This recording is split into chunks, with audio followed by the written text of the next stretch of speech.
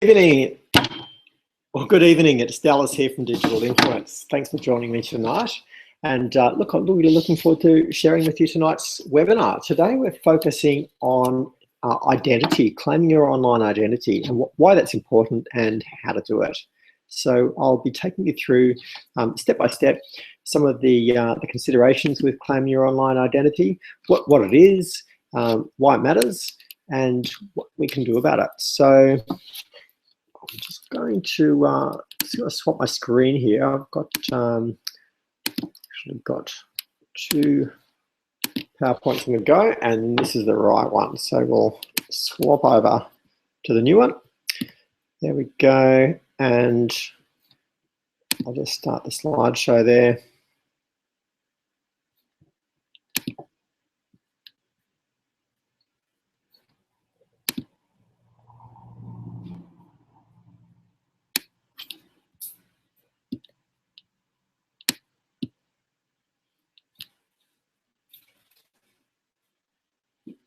Terrific. So tonight we're talking about identity, and identity is really a great starting point when you're working at building your online presence, because if you don't know who you are, if you don't understand who your customer is, it's very hard to build relationships or create results or set goals or any of that. So understanding your identity and what identity is and what it means in the online world is really important. So in the past, we've sort of talked about these brand basics, and this is the aspects of building a brand online. Now we're getting more into the sort of underlying aspects of influence and digital marketing that we're going to use to build our brand. So these are kind of precursors. If you don't get these right, then when you go to actually build your brand, then things will fall apart because you don't actually have your identity in place. And I'll really dig into that more as we go through. So when we talked about the brand basics, we sort of said there's five components. The first step is really just getting clear on your one thing. The second part is understanding your why, why you should matter to your customer, why they should listen to you, etc. And the third section which we dived into was brand, and that's looking at the business, the relationships, building your authority, creating a narrative or a story about your business and your customer and their experience. And then finally, D is delivering and designing and developing your online presence. The next section is about digital, and I'm going to skip that and come back to it because this section on influence is actually more fundamental, and it helps to understand the stuff in this influence section before we go back and actually implement it in digital.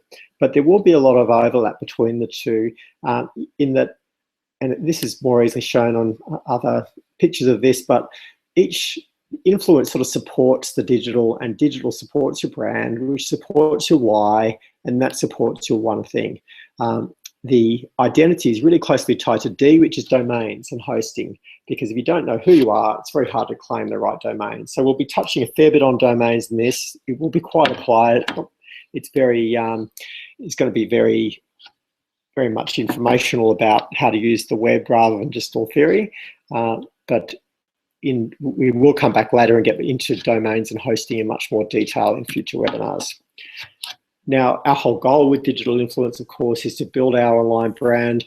We want to be more visible, more credible and remarkable, so we can attract great clients, be seen as an expert, and to offer unique value that no one else can match. And at the very pinnacle of our online presence, of our brand, is this one thing. What do we want to be known for? And I think that ties in really nicely to this concept of identity. Who are we? How do people know who we are versus someone else? How do you establish sort of trust and control over your online assets that ties into that one thing? And I think this is a really important thing to do first, because I see a lot of people who have this aspiration of building an online business or using online marketing really extensively, but they haven't got their basic identity secure. They don't have good passwords. They don't own their domains. They might not have legal protection over business names or other intellectual property. If you don't secure your identity, then someone can take your one thing. That might be through hacking your password. That might be through getting a better domain name, or stealing the business name from under your nose because you haven't protected it properly. So a lot of this in identity is about sort of securing your claim to your one thing. As I said, we just covered brand over the last 5 webinars, which was business, relationships, authority, narrative, and delivery. And the concept there is really that when we get these in place, then we're ready to launch our online brand. And we've just been through that. Now, the next step is digital, and I'll go through these because you'll see how it fits in with what we're working on at the moment, influence, which is part of, and the part we're working on today, identity. So the digital component is the techie stuff. This is what we're going to actually do when we're actually building our online presence. This is kind of the how-to, the nuts and the bolts and the technical stuff. But if I just take you straight into this, then you wouldn't understand the importance of some of what I'll share in influence. The influence component is really the psychology and the strategy behind online marketing. The digital component is the how to do it, and the brand is what we're really trying to achieve. In the digital component, we'll cover domains and hosting, the software and all the integrations and things that we need to make things work online, generating content, whether that's written or video or images, developing an inbound marketing strategy. So our goal is to get customers to come to us rather than having to chase them ourselves or to phone them or advertise extensively. T stands for traffic, because we need lots of people of the right type to come to our website or our online event or whatever we're promoting in order to convert some of those into buyers or clients. A stands for alliances and affiliates, because while it sort of seems like you can build a business on your own and it's all technological, in practice, this is certainly what's been borne out of my experience and also what I've learned from others. In practice, it's people you actually know who will support you online. So that's friends, family, colleagues, and sometimes paid affiliates who are actually going to be getting a commission for promoting your things. But it's someone who you've already built a relationship with who is going to help you succeed online, rather than it being something that you can achieve through technical means alone. And then finally, we want to sort of launch our online presence and then lead our clients toward a new and more exciting future. That's part of what we're offering is an online way to deliver an amazing result. So then the next step, and this is what we're in today, is the influence step, and I'll be doing a webinar on each of these. Today I'm covering identity. So identity is really about who you are. Online, that translates into things like passwords, domain names, and social media handles, and that's what we'll really be diving into today. The N stands for names, and that also relates to keywords and the words that we use for things. And the phrase I like here is naming is power. By coming up with names for things, or using the right names, or using the words that your customers use, there's incredible power in that. It's largely subliminal, that if you get the names right, if you get your keywords right, if you get your language and the words you use right, then that can be really powerful. F stands for friends, fans, and followers. And obviously in the online world, particularly in social media, we want to have people who are listening to what we're saying, who are receiving our emails, who are connected with us and engaging with us and interacting with us. Once we've got those, we can move on to L and provide leadership. We want to be recognised as leaders at what we do. We don't want to just be part of the crowd. We want to be known for our one thing and be able to stand out as leaders and provide, and this leads to the U, a unique point of view, because there are millions of people out there with working in niches related to yours, and it's only by providing a unique point of view, a unique perspective, that you're interesting and meaningful to people. from there, you can start to engage with people. And we often do this through sharing our expertise or solving people's problems or answering questions. N stands for networks, and this ties in very closely, as you can imagine, with the affiliates and allies. You know, it's really the connections that you make that allows you to connect meaningfully with people. And a big part of what's really interesting about the online world is how it is network-based rather than being hierarchical or one-to-one relationships. There's a lot of really interesting theory around networks that most people who are using social networking sites don't really utilize. And by understanding that, you can actually be much more strategic in how you use the online world. C stands for conversion, because when we're interacting with people, when we're trying to influence them, at a certain point, we want to convert them from one state to another state. We want to get them to opt into our list or to buy our product or to go from being a satisfied customer to a raving fan. That's a conversion. And E stands for elevation, because once we take them to that next step, it's not enough just to sort of leave them there. If someone becomes a customer, we actually want to always be taking them to the highest level that they're ready for. And so we want to elevate them to the next level. But today is all about identity. Now let's look at a definition. Identity in psychology, sociology, and anthropology is a person's conception and expression of their own and others' individuality or group affiliations, such as national identity and cultural identity. Now here we're really concerned with this individual identity, how people are discrete from other people. For example, if we think of social media, I have a Facebook account and that's tied to my identity.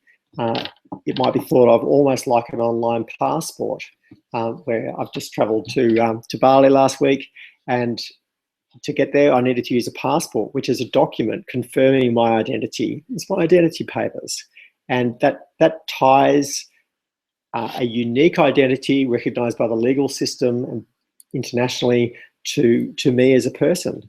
And in the online world, we need those things as well.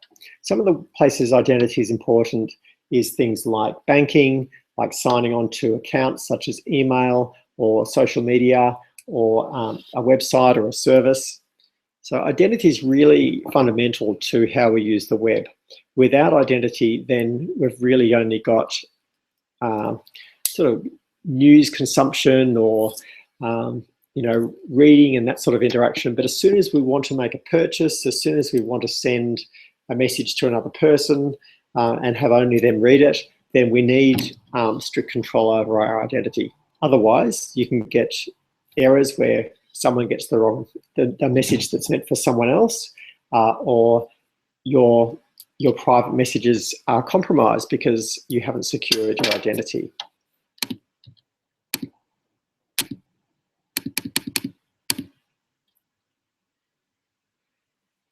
And just stepping back to our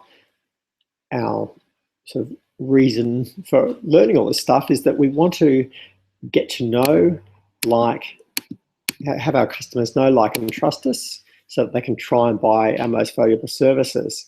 And the key word here is that we want them to trust us. That's a relationship between two people. We need to know who we are. We need to know who they are. And then we can support that relationship development. But we need to be very clear about each of those things. So we use software like CRMs and mailing lists and other business software to track our customers and know who they are and what relationship we've had with them. And we track that through their name and their email address very often. So those are two really important parts of identity, but there are others. In order for us to sign into our email or our autoresponder software or our website or business software, then we're going to use a password.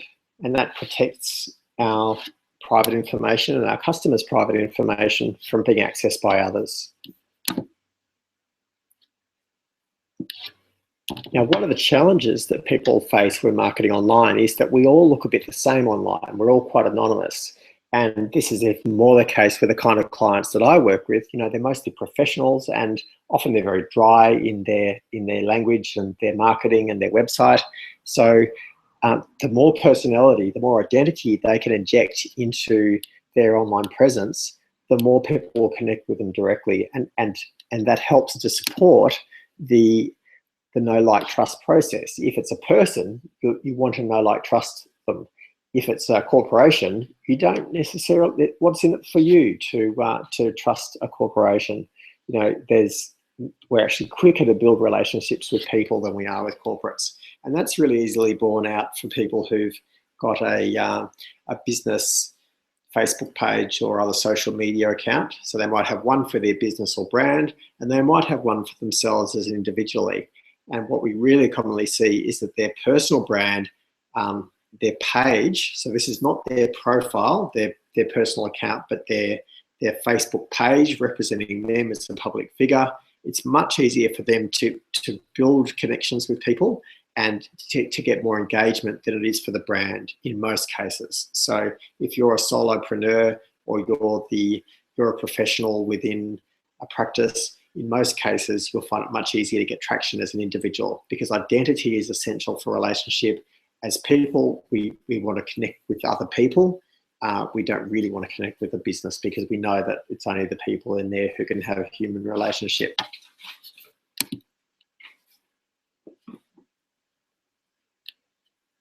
And of course, this becomes important when we are having interactions over multiple media. People are able to use telephones, social media accounts, and all these different media use different forms of identity to help us identify who's who. So if we think of Skype, of course, we've got a Skype username. On Twitter, we've got a Twitter handle. Telephone, we've got our phone number that ties it to our identity, or perhaps to our business place. But even within our work, we might have an extension or a specific phone number. Likewise for snail mail and email. And even if we're using online shopping, we're going to generally log in before we can use something like Amazon or eBay. We'll have an account. So you can really see how any of the different media types that we interact with, in order to maximize their use, we use our online identity to provide secure private access to that. So let's take a bit of a look at the aspects of identity that we're talking about. I've broken this up roughly, and there's a bit of overlap between these, but into accounts, which is so accounts, profiles, domains, social profiles, and passwords. So an account is an account you have somewhere that doesn't necessarily have a public face to it. So this might be something like an email account, or an account with a store, or a business where there isn't a public facing profile. With profiles, what I'm focusing on there is something where you have an online identity tied to your personal self, or a business self, that lets you be identified, but distinct from social profiles. And this is quite blurry. The online presence is more about providing identity than it is about socializing. So some examples of this are sites like Gravatar or Identica, which let you create an identity online that can be used to represent you in other places. And this is Gravatar is probably the most well known. It lets you upload a photo, and then to use that photo on other websites, just sign in and with a password and your username, so that it's tied to you rather than someone else. Right. So that means if you wanted to leave a comment on someone else's website, for example, that you could sign in with that account, that identity, and it's tied to yourself. On this website, for example, just below where you're watching the video, I've got a sign-in called Discus, and it's a social comment profile. You can sign in using your Facebook, or you can create a Discus account, or you can sign in using Twitter or Google+. Once you sign in, your actions there are tied to your Discus profile, and you can go to your Discus profile and view all the comments you've read on different blogs around the place. So you can see how that's tying your activity to you, rather than you just sort of leaving your name and or a fake name and an email address, for example, which is another way that you might achieve the same thing. The next section I've got there is domains. So domains, this might be yourdomain.com or yourdomain.com.au or yourdomain.org, for example. And domains are really part of the backbone of the internet. And when you're building your online profile, claiming domains that are closely tied to your name or your business name or your brand is really important. And I'll be going into how to search for and claim and secure domains and other identity aspects later on. The next element, I've got those, and as I said, this is quite blurry with profile, but with some of the details I go into later, you'll see why I've separated them. This is things like your social media accounts such as Facebook, Twitter, LinkedIn, and with these, we really recognise the primary reason for having these social network.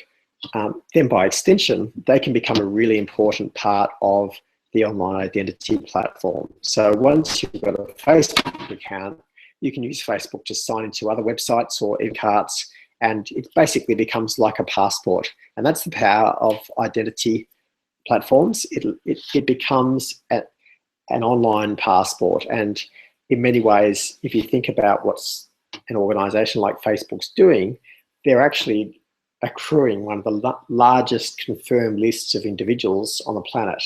So, and possibly the largest. I'm sure some of the credit card companies and sort of government passport organisations have bigger databases, but I honestly think that Facebook or a similar platform will soon be the leader in that space. And by owning that list of who's who and being able to confirm them, that does give them tremendous power. And likewise, we have to recognise that we're kind of the product in that equation. We're a user of that service, but really we're also having our identity managed by them, and it's for sale to advertisers and things like that. The next step, passwords. That's really the way that we manage identity at the moment.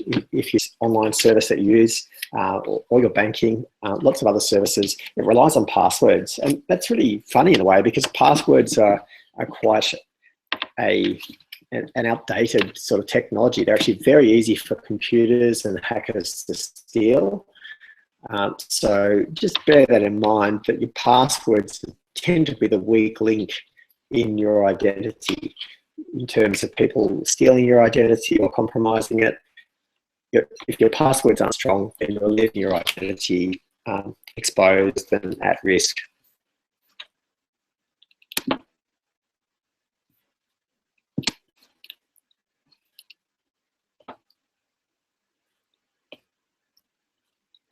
Okay, so the next section will be naming, friends, family, leadership, unique point of view, engage, networks, conversion, and elevation. But now I'm going to dive a bit more into identity and give you some practical examples of what I mean on the web. So I'll pop over to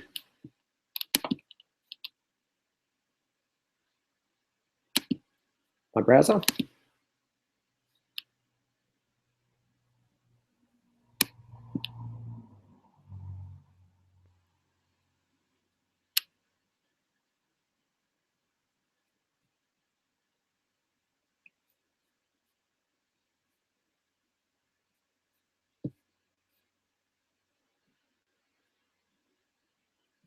Just find the right window. There we go. Okay.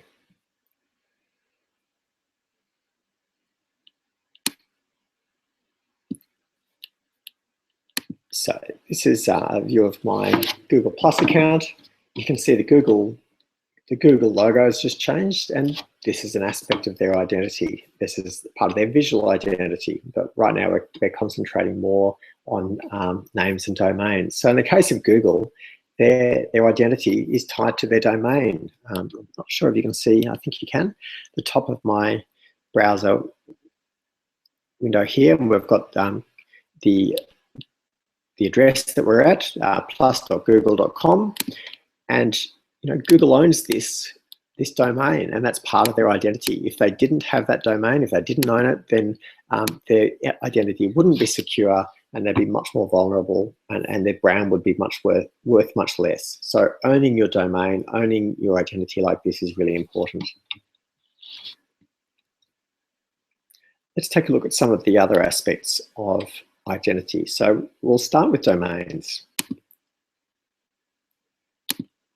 Now, there's 1,001 places you can register a domain or search for domains. I generally use Crazy Domains. They are an Australian company. Well, certainly Australia's number one domain company.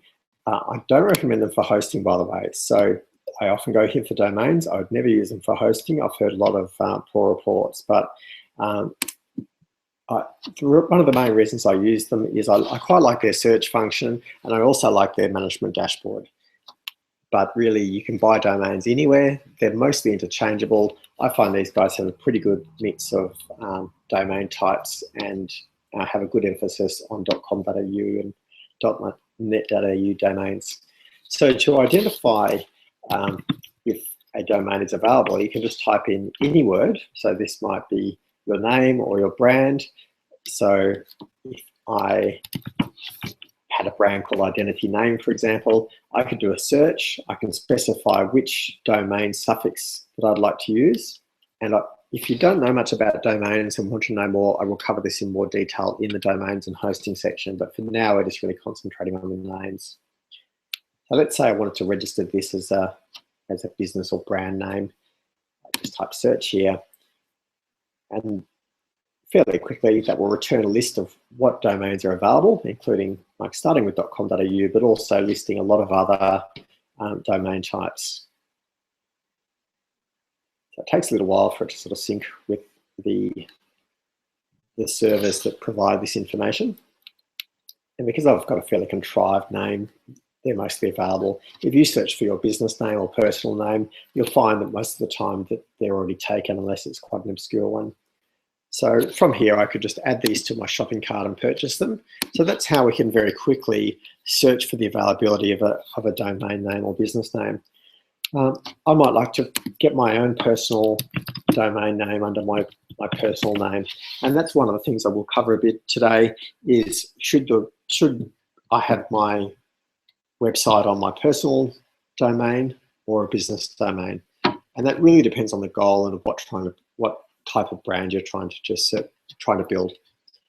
Today I'll search for Dallas McMillan. Now I've already registered a couple of these, so we're going to see a few have gone. So in this case, dallasmcmillan.com.au is gone, and I own that. I've bought that. You can see there's still a few left. Some of these domains aren't particularly valuable. I probably should get that, but I really think having the .com and the .com.au is most important. And in this case, there's an organisation in Scotland, a lawyer called Dallas McMillan. They've got the .com, so and they've also bought the .net by the look of it. I would buy that if I could, but it had already gone by the time I got interested in the web. So you can see there's plenty of domains there, and they're all ways to tie into your identity. But most of the time, what you really want is a .com or a .com.au. If they're gone, you start looking at other options. The key thing to remember is making sure you get the right domain for your business. Now, beyond domains, we talked about social media profiles and other profile names. It's very easy to search for a domain name and get all the answers listed in one place, but it sort of seems harder if you're thinking, oh, well, can I get that on Facebook? Can I get that on Twitter? Particularly if you're starting a new business or you're deciding on a business name or building a website and you're thinking, which domain shall I go for? So rather than sort of finding that I have found the domain I like and think, yeah, great, I'll start building my website. Something else I like to do is to look at a site like this called Namecheck. And here we're searching for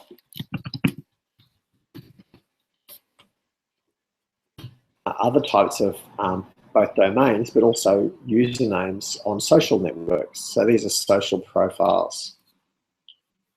And it will tell us what's available and what's not. So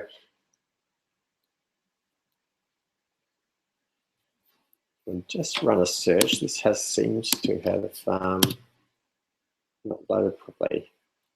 This screen has actually changed since I last came here, and it seems to be a bit unhappy. It says there's an error. So yeah, new interface versus when I've previously used this. There are a couple of other similar sites, so we will check these out. So yeah, these are coming up as unavailable.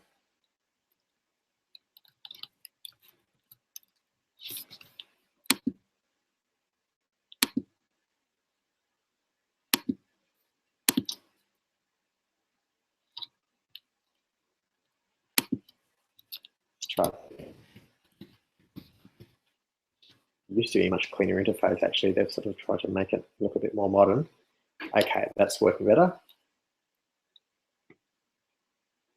Okay, so these are the domains that are available. So very quickly you can see what domains are available and which ones are gone. Very handy.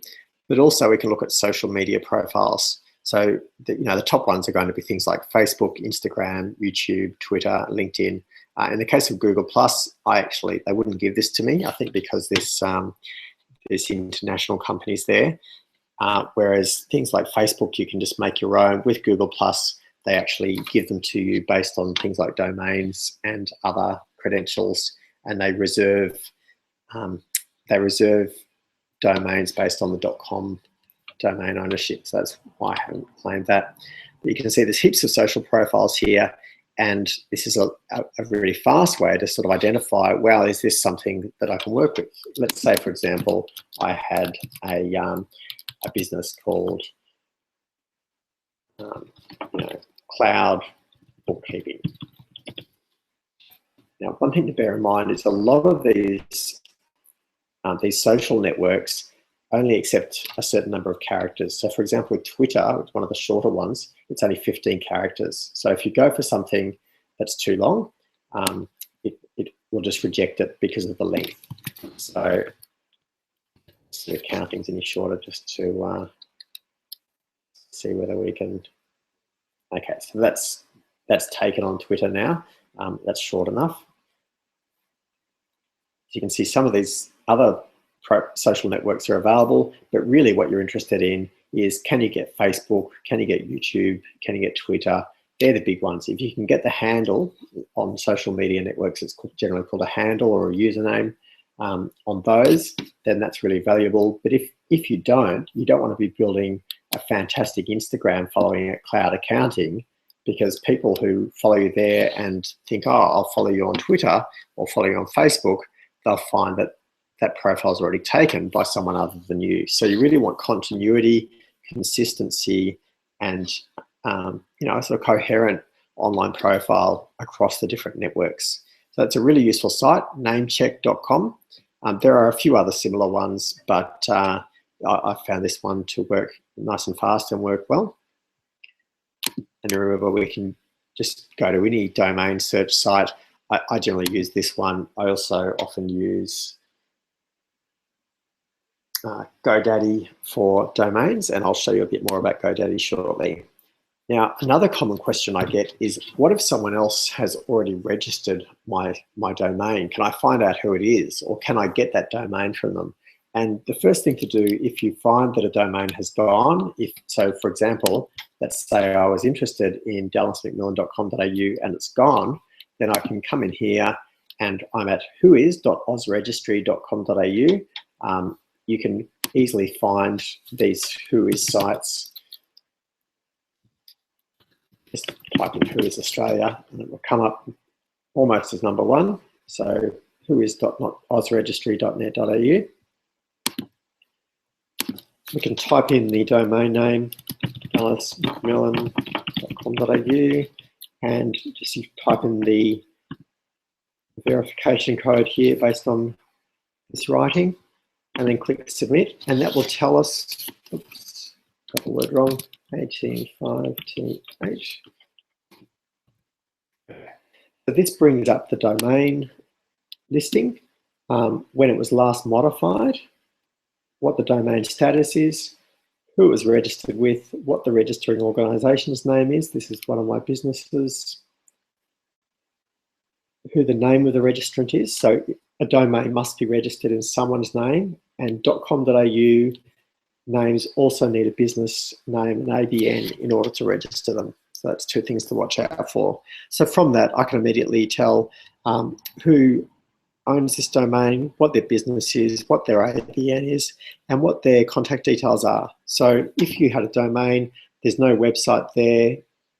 So if you found a domain you like, there's no website there, and you'd really like it, then you might want to approach the people who own this domain, and you can email them here. And very often people are just sort of sitting on those domains, and they're happy to sell them for a profitable amount. Often that might just be $100 or $1,000, depending on how good the domain is.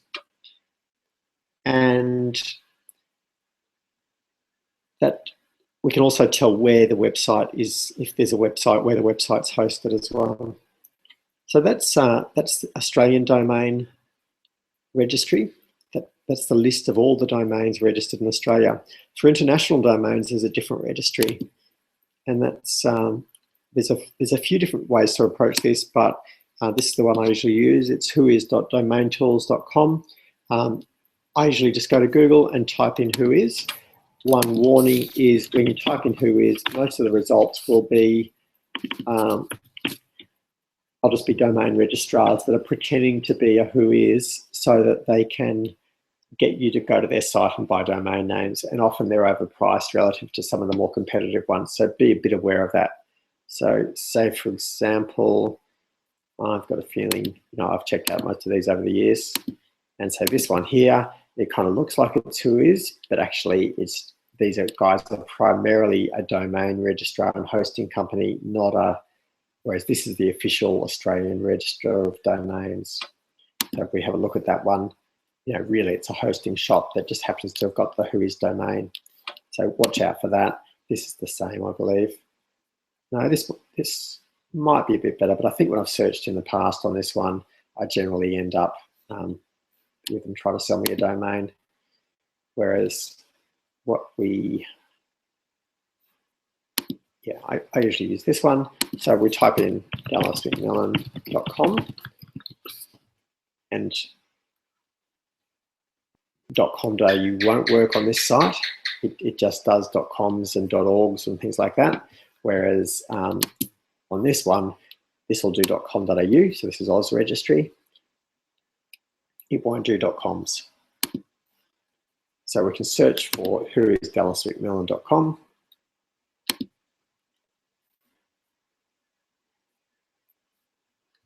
Okay, and it tells us what the name servers are, so that's where it's hosted. It should tell us, oh, here we go, this is the whois record.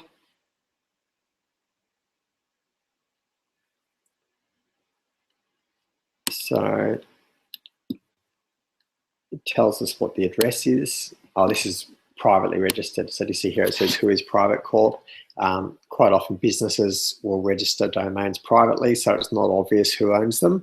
And that's a service you can get on some of these international domains. You can't get that on .com.au because they need to be tied to an ABN and an Australian business name. That's just part of the rules for Australian businesses. Okay, so that's domains, how you go and buy a domain that's available or check if it's available. And then if it's taken, how to figure out who owns it. So that's figuring out the identity of the owner of the domain.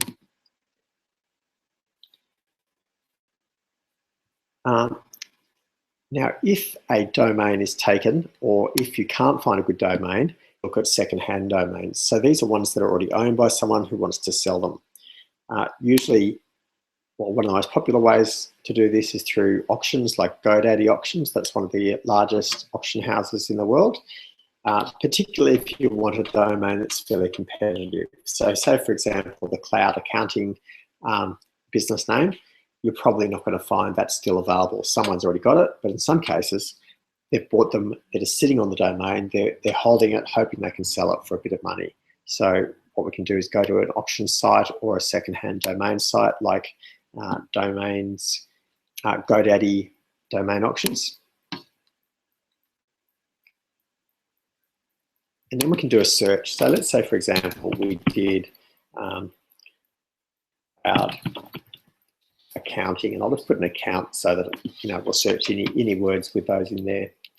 And we can see that cloud account is available, and it is an auction. The price, it looks like you can buy it for 1,236 Australian dollars, or it's currently on auction so that you can make a bid, but that's the reserve. And we can go through and can see we could get iCloud account or cloud accounting services. So, it might have seemed like a bit of a long shot, but you can see there's actually quite a number of domains that are pretty close to what we wanted, even though the domain that we wanted wasn't available.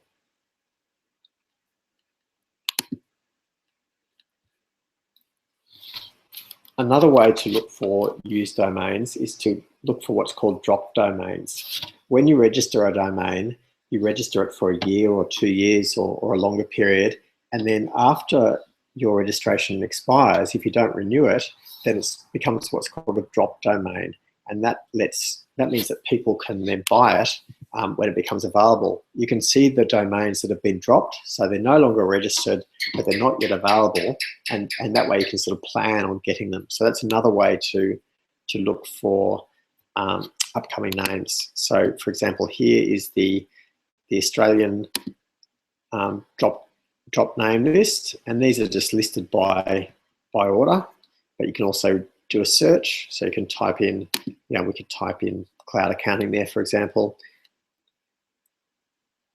This is also a useful place to look if you've accidentally let your own domain expire. But sometimes just looking through this will give you ideas. One of the benefits of using expired domains is they've often had websites on them in the past, and that they're recognised by Google as being authoritative domains. They're trusted domains.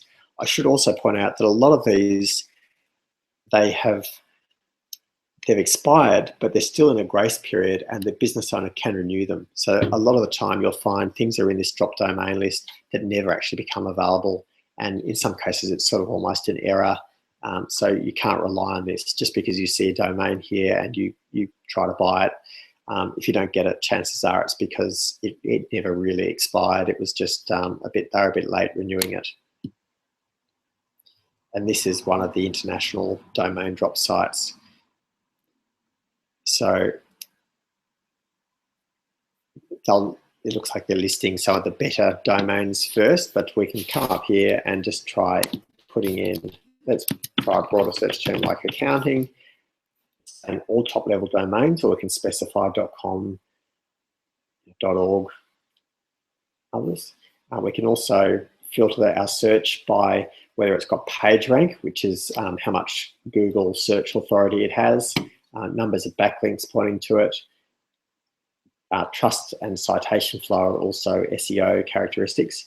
The age of the domain, so a domain that's very old is actually more valuable than one that's just been registered for a year or so. Price range, some of these others are SEO characteristics, and characters is a really important one. One of the most interesting things about domains is we tend to like short domains. So one of the main reasons for going for a pre-owned domain is that you might get a really good domain that's only 6 characters long, whereas it's hard to find a good name in the new domain that might be less than 9 characters in your industry, for example. So we can narrow this down. We can say we're looking for a domain with the term accounting in it with less than 10 characters. It's going to be hard because accounting is already a pretty long word, and we'll just do a search there.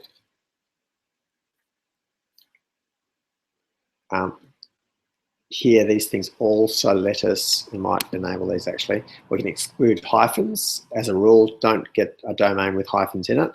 We can also exclude numbers. Likewise, don't exclude numbers. We can exclude faked PR. We're not really looking for, we haven't used any of these SEO characteristics here, so we don't really need to worry.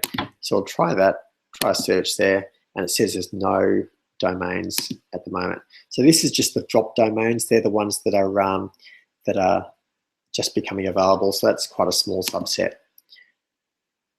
This is another site for buying used domains, and in this case, often they'll come with websites. So this is really about buying websites and domains, whereas things like GoDaddy auctions are only domains. You won't generally get a website with them.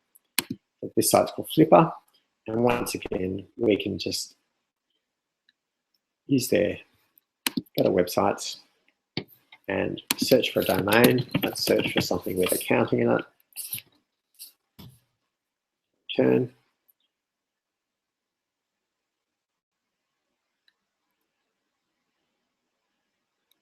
And so we'll get a bunch of different domains that either have the word accounting or are closely related to accounting.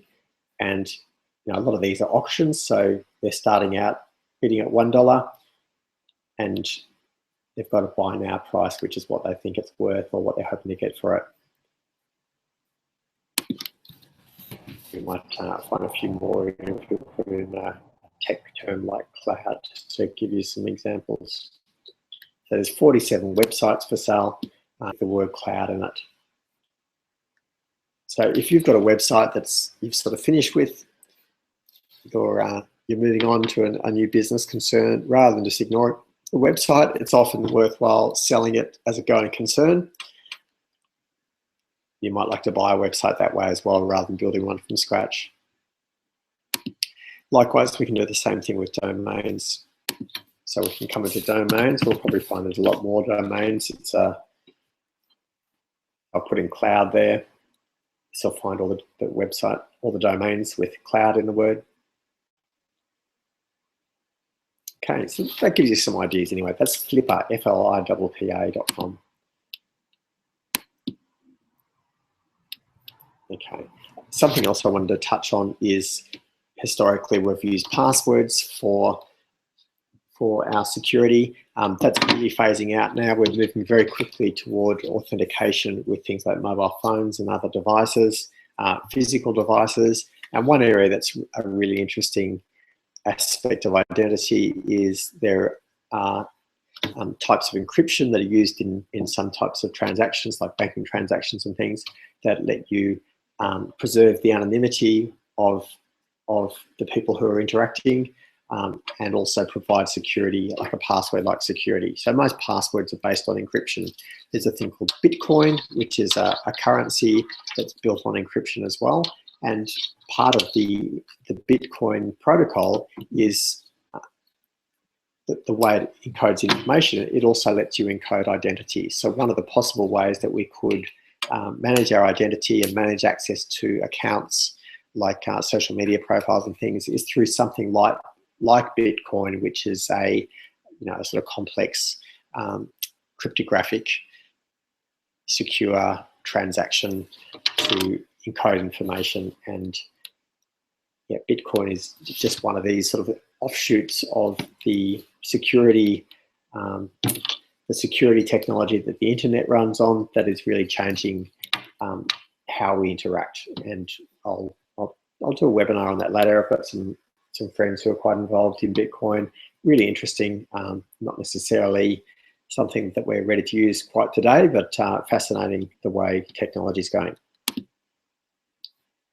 And so one of the examples of the implementations of Bitcoin is using this thing called blockchain ID. So that's where, rather than just relying on passwords and things, your identity can be encoded into a string of numbers that's available on the internet, that lets you manage accounts via access to sort of a master password. Another similar one is the Bitcoin Identity Security Open Network. So these are a little bit exotic. Most people wouldn't use these day to day, but it's kind of the sort of thing hackers are into, and in many ways represents, you know, the cutting edge or the future of security and identity online. Which brings us to passwords, and passwords are really practically how we manage our identity at the moment. Passwords are generally going to be the weak link. Most of the clients I work with, you know, we need their passwords for web hosting or email or their website, sometimes for PayPal, in order to log in and set things up for them. And it's amazing how many people use the same password for everything. Now, it's hard to remember all our passwords. I'm flat out remembering my PIN number some of the time, partly because there's so many passwords in my head. And, you know, in my business, I'd need to remember thousands of passwords. And of course, I can't remember that many, so I use systems to do so. So I could just write them down on a piece of paper. In practice, you don't have the piece of paper with you when you need it. So we use these online tools like LastPass, RoboForm is another one.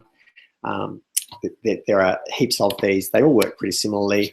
Effectively, what they do is give you a master password that signs you into a sort of app that then will fill out passwords for you and remember all your passwords. So by signing into one of these password remembering tools, that then accesses all your other secret passwords, and it can go and fill in. It can help you log into websites. One of the benefits is it doesn't only remember the passwords, it organizes the sites, or it lets you organize the sites so that you can classify things into groups such as, you know, banking ones and website ones. Obviously, this is a lot better than using the same password for everything. And, you know, these tools can easily recall quite complex passwords, really secure passwords, whereas most of us, the passwords we remember are not really secure and are quite easy to guess.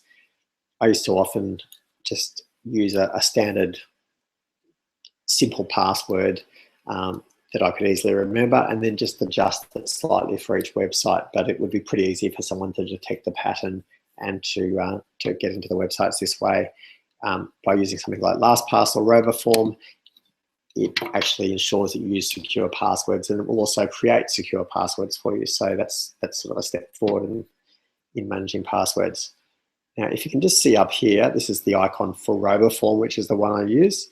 And what RoboForm lets me do is it will, on any website you're on, it will tell you what the password, it will remember the password for that website. It also remembers what's called identities, and they're basically things like banking details, name, address, telephone number type stuff, so that if you go to a page, you can either fill out the password, or you can fill in something like an order form or a registration form from the same information you used last time. So it saves heaps of time.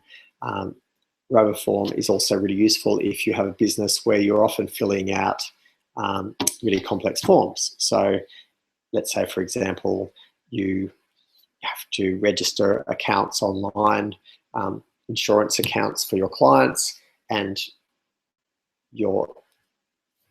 actually a great example would be for a mortgage broker who's applying for bank loans for their client, and they're going to 10 different banks and submitting information to them. It's basically going to be the same information each time. With a tool like RoboForm, it can remember all the different fields like name, address, telephone number, you know, employer, tax file number, etc. And then just with a click of a button, you can fill in all those fields. And you might need to do a few manually, but it just saves heaps of keystrokes, which is really important when you're working online all day. So that brings us to the end of passwords. That's pretty much what I wanted to cover today. So I'll just head back to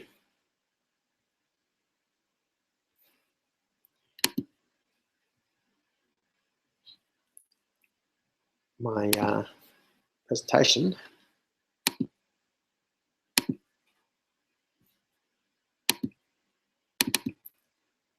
Okay, so that's been identity. I hope that's given you a bit of insight into how we secure our identity online, why you need to claim it, how you can go about that in terms of claiming domain names and social media profiles, things like that. Next, we'll move into naming, and partly, what we've covered today is about naming, but we need to go beyond that as well. So we need to do things like name businesses, naming articles, naming websites. So that starts to move on to things like keywords and the language our customers use when they're searching for our business. Because when we get the name right, it gives us enormous traction to both direct the conversation and also to plug into existing conversations. So that'll be next week. And then the week after, we will be on to,